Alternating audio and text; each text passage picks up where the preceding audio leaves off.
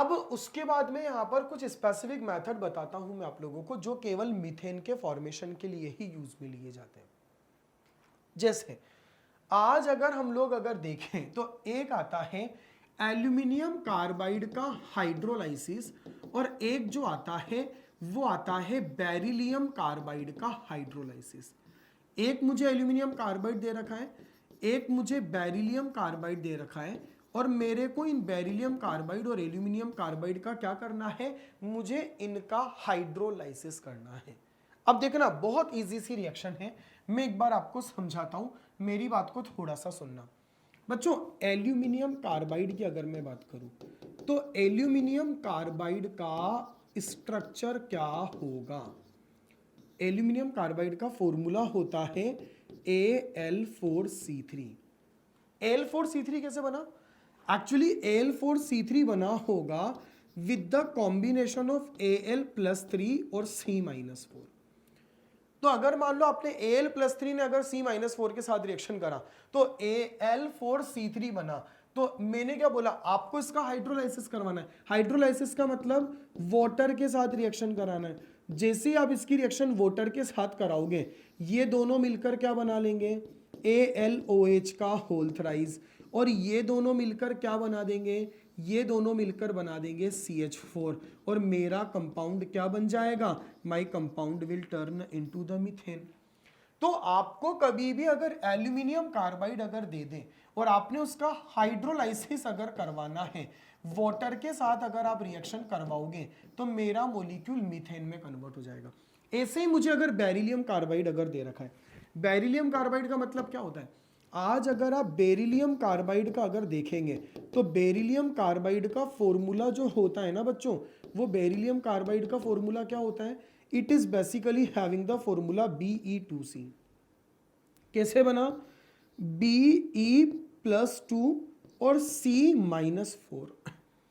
अब अगर मेरा Be+2 और C-4, तो 2 से 2 कटकर ये बन जाएगा Be2C।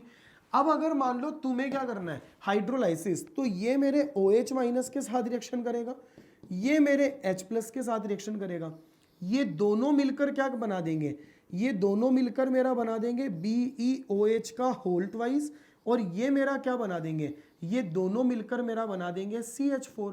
तो ऐसे केस में हमारा जो आंसर आ जाएगा वो आ जाएगा मीथेन और beryllium hydroxide. You will get your answer as a methane और बेरिलियम हाइड्रोक्साइड। तो ये जो दोनों के दोनों मेरे मेथड हैं, जहां पर हम लोग केवल और केवल इन मेथड से एल्केन का फॉर्मेशन में केवल और केवल मीथेन का ही फॉर्मेशन कर सकते हैं। मीथेन के फॉर्मेशन के लिए ये एक्सक्लूसिवली यहां पर केमिकल रिएक्शन बताई गई है, इनसे केवल मीथेन ही बनेगा। तो याद रखिएगा, आज अगर आप कभी भी एल्यूमिनियम कार्बाइड या बेरिलियम कार्बाइड का हाइड्रोलाइसिस करवाओगे, so they will turn into the methane. ऐसे ही अगर मान लो आपको कार्बन डाइऑक्साइड अगर दे रखा है, और अगर आपने इस कार्बन डाइऑक्साइड का अगर हाइड्रोजिनेशन अगर करवा दिया, या कार्बन मोनोऑक्साइड अगर आपको दे रखा है, और अगर आपने इस कार्बन मोनोऑक्साइड का भी अगर हाइड्रोजिनेशन अगर करवाया, तो ये दोनों के दोनों कंपाउंड ऐसे होते हैं जो हाइड्रोजिनेशन करने के बाद मेरा CO2 यहां पर निकल की प्रेजेंस में मीथेन में कन्वर्ट हो जाएगा, वाटर का फॉर्मेशन होगा। इसी प्रकार से कार्बन मोनोऑक्साइड भी मीथेन में कन्वर्ट हो जाएगा और वाटर का फॉर्मेशन होगा।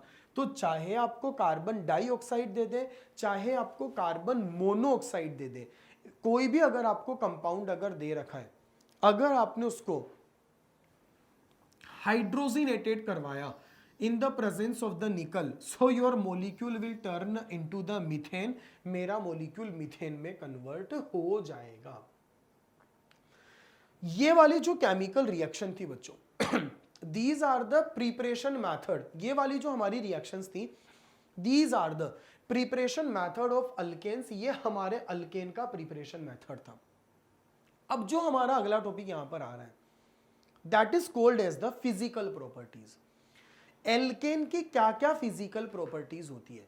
एल्केन का फिजिकल स्टेट क्या होता है, बॉइलिंग पॉइंट क्या होता है, सोल्यूबिलिटी क्या होता है, किस तरह से हम लोग इसके फिजिकल स्टेट, मतलब ये हमारा सॉलिड माना जाएगा, लिक्विड माना जाएगा, गैसेस माना जाएगा, आज आप इसको किस तरीके से कंसीडर करोगे, उस चीज का डिस्कशन हम जो करेंगे वो हम लोग फिजिकल प्रॉपर्टीज में करेंगे। जैसे यहां पर अगर हम लोग अगर समझे एल्केन की अगर मैं बात करूं, बच्चों एक बात को सुनना, ये मेरा अल्केन है, ये मेरा नॉन पोलर कंपाउंड है। एल्केन के बीच में जो अट्रैक्शन फोर्सेस जो होते हैं, इस अट्रैक्शन फोर्सेस का जो नाम होता है ये कहलाता है van der Waals attraction force.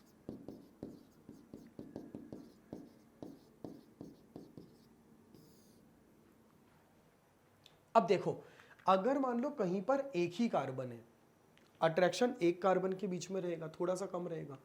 कहीं पर अगर दो कार्बन है तो दो कार्बन आपस में अट्रैक्टेड रहेंगे, ज्यादा अट्रैक्शन होगा।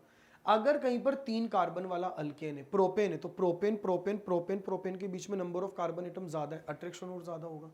कहीं पर चार कार्बन है और ज्यादा अट्रैक्शन होगा, पांच होगा और ज्यादा अट्रैक्शन हुआ। इसका मतलब क्या हुआ, जिसमें जितने ज्यादा कार्बन होंगे उनमें अट्रैक्शन फोर्सेस उतने ज्यादा होंगे due to the more number of carbon, और जिनमें जितने ज्यादा अट्रैक्शन फोर्सेस होंगे उन अट्रैक्शन फोर्सेस को ब्रेक करने के लिए ज्यादा एनर्जी की रिक्वायरमेंट होगी, और अट्रैक्शन फोर्सेस अगर ज्यादा रहेंगे तो मॉलिक्यूल पास पास में आएंगे। आज एक से लेकर चार कार्बन वाले जो एल्केन होते हैं ना, ये सारे के सारे गैसियस फेज में होते हैं।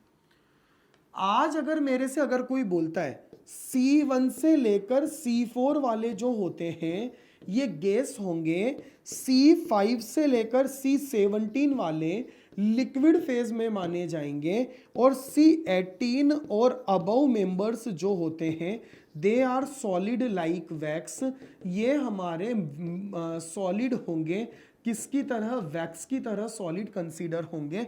इस प्रकार से आज आप यहां पर इनको कंसीडर कर सकते हो। कैसे, जैसे जैसे कार्बन बढ़ेंगे उनके बीच में अट्रैक्शन फोर्सेस बढ़ेंगे, अट्रैक्शन फोर्सेस अगर इंक्रीज होंगे तो मॉलिक्यूल्स पास पास में आएंगे, तो पास पास में मॉलिक्यूल्स अगर बहुत ज्यादा आएंगे तो सॉलिड होगा, थोड़ा दूर आएंगे तो लिक्विड, और दूर होंगे तो गैस। तो कम कार्बन गैसियस फेज, ज्यादा कार्बन लिक्विड फेज, और ज्यादा कार्बन सॉलिड फेज। इस प्रकार से हम लोग यहां पर क्या करते हैं, हम लोग यहां पर सॉलिड लिक्विड गैस को कंसीडर करते हैं। लेकिन ध्यान रखना, पांच कार्बन वाले क्या होते हैं, लिक्विड होते हैं, लेकिन नियोपेंटेन जो होता है ये गैसियस फेज में होता है। नियोपेंटेन के गैसियस फेज में होने के पीछे का जो रीजन है वो ये होता है कि इसका जो शेप होता है वो स्फेरिकल होने के कारण आज ये यहां पर अट्रैक्शन फोर्सेस बहुत कम होंगे, इसकी वजह से ये गैसियस फेज में कन्वर्ट हो जाएगा। वैसे मेथेन, एथेन, प्रोपेन, ब्यूटेन जो होते हैं वो गैस होते हैं, pentane, hexane, heptane, octane, नोनेन, decane 17 तक वाले लिक्विड होंगे, और 18 वाले जो होंगे और उसके ऊपर वाले जो होंगे वो सॉलिड लाइक वैक्स होते हैं। लेकिन अगर हम लोग देखें 5 कार्बन वाला होता लिक्विड है, लेकिन हमारा नियोपेंटेन गैस होता है, क्योंकि स्फेरिकल शेप होने के कारण अट्रैक्शन फोर्सेस कम होते हैं।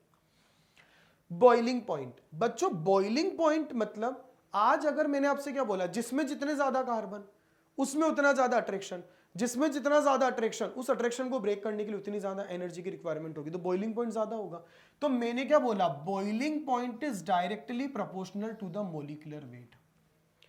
लेकिन अगर मोलिकुलर वेट अगर सेम है तो ऐसे केस में अगर मोलिकुलर फॉर्मूला अगर सेम है, if molecular formula is same, तो ऐसे केस में आइसोमर्स अगर आपको दे दिए जाएंगे तो आपको ध्यान रखना है जिसमें जितनी ज्यादा ब्रांचिंग होगी, ब्रांचिंग होने के साथ साथ बॉइलिंग पॉइंट का वैल्यू डाउन होना शुरू हो जाएगा और उसका बॉइलिंग पॉइंट डिक्रीज हो जाएगा।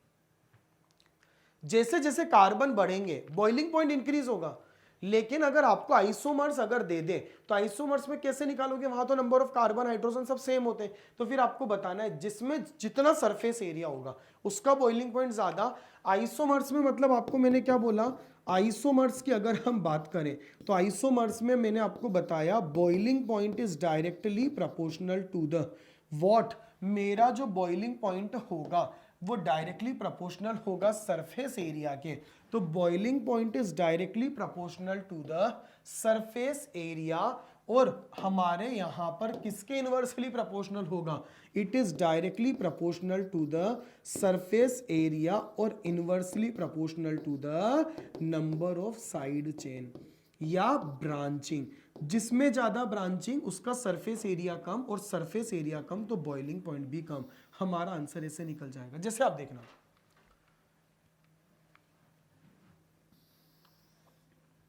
Normal pentane, isopentane, neopentane. Normal pentane क्या होता है? ये नॉर्मल पेंटेन। आइसोपेंटेन क्या होता है? ये आइसोपेंटेन। नियोपेंटेन क्या होता है? ये नियोपेंटेन। सब में 5 कार्बन है, सब में हाइड्रोजन 12 है। अब ऐसे केस में किसका बॉइलिंग पॉइंट ज्यादा रहेगा? जिसका सरफेस एरिया ज्यादा। इसका सरफेस एरिया सबसे ज्यादा है, उसके बाद इसका सरफेस एरिया थोड़ा सा कम है, और इसका सरफेस एरिया सबसे कम है।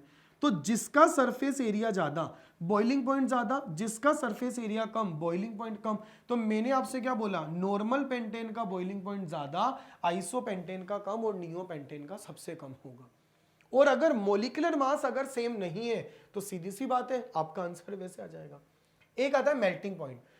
एल्केन के मेल्टिंग पॉइंट का वैसे कोई डेफिनेटली रूल होता नहीं है कि भाई आप यहां पर ऐसा कोई फिक्स रूल की अगर अपन बात करें, लेकिन फिर भी अगर हम लोग अगर बात करें तो यहां पर ऐसा माना जाता है कि alkanes contain even number of carbon atom have higher melting point than its next higher and next lower homologue having odd number of carbon atom because of more symmetricity of alkane molecule with even number of carbon atoms as compared to the alkanes with the odd number of carbon। इनका ऐसा कहना है कि आज अगर मान लो किसी में even number of carbon atom अगर प्रेजेंट है, तो आज अगर आप कभी भी even number of carbon atom वाले का कंपैरिजन अगर आपने कभी भी ऑड वाले के साथ में अगर करा, ऑड में नेक्स्ट वाला हायर होमोलॉग और लोअर होमोलॉग की मैं बात कर रहा हूं, ऐसे परिस्थिति में इनका यूं कहना है कि कभी भी अगर मान लो आपने एल्केन में even number of carbon atom वाले का जो मेल्टिंग पॉइंट रहेगा, क्योंकि देखो आज अगर हम देखें ना तो इसका एक एंड इस डायरेक्शन में जा रहा है, इसका एक एंड इस डायरेक्शन में जा रहा है। ऐसे केस में हर डायरेक्शन में ये क्या है? यहां पर फैला हुआ है। तो ऐसे केस में ये जो मेरा ब्यूटेन है, इस ब्यूटेन का जो मेल्टिंग पॉइंट होगा इसके लोअर होमोलॉग यानी प्रोपेन से भी ज्यादा होगा, और अब इसका हायर होमोलॉग आपका जो पेंटेन है इससे भी ज्यादा होगा। तो हमारा जो आंसर आएगा वो इस प्रकार से आ जाएगा। क्योंकि इनका ऐसा कहना है कि इसमें सिमेट्रिसिटी जो है, मतलब इधर 2 कार्बन इधर भी 2 कार्बन, जबकि यहां पर इधर 1 कार्बन इधर 1 कार्बन बीच में वो वाला कार्बन, तो यहां पर टोटल सिमेट्री होने के कारण इवन नंबर ऑफ वाले का जो मेल्टिंग पॉइंट होता है वो ओड वाले से ज्यादा होता है, नेक्स्ट वाले से भी और प्रीवियस वाले से भी। तो आपको ये थोड़ा सा याद रखना है। जैसे यहां पर मैंने आपको बताया, इसमें अगर अपन देखें 6 कार्बन है, उसमें अगर अपन देखेंगे तो 7 कार्बन है।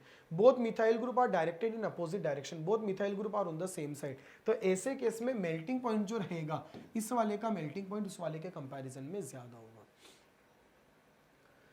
एल्केन्स जो होते हैं वो कलरलेस, ऑर्डरलेस, टेस्टलेस होते हैं। कलरलेस होता है, ऑर्डरलेस होता है, कोई स्मेल नहीं होती, और टेस्टलेस भी होता है।